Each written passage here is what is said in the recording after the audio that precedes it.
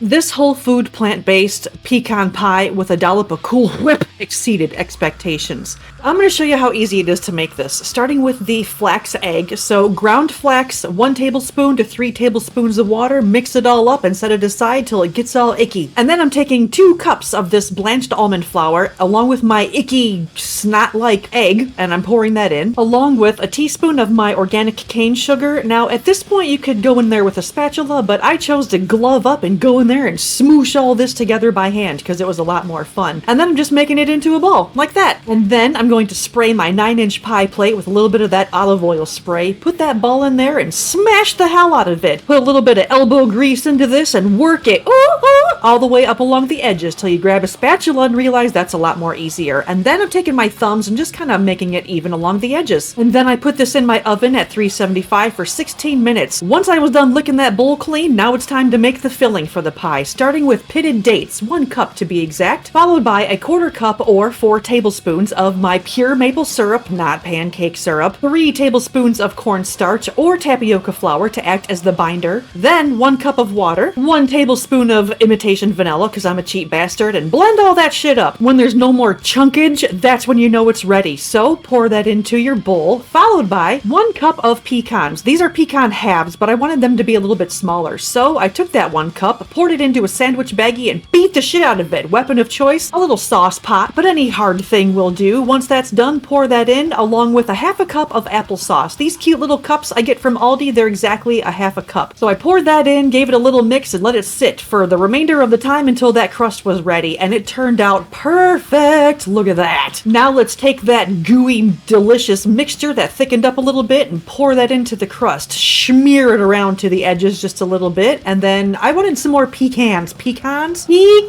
that I just smashed them up in my hand and topped it off. Made a little foil bubble tent and covered that bitch up, put it back in my oven for 50 minutes. The house was smelling amazeballs, so I took it out after that time, carefully removed the little foil tent, poured a little bit of that maple syrup on there, smeared it all around, and then back in the oven for 5 minutes to get all caramelized on top. Look! I was so amazed on how fucking good this turned out. Look at that crust, the filling, the texture. Oh my god, I'm gonna make it over and over again.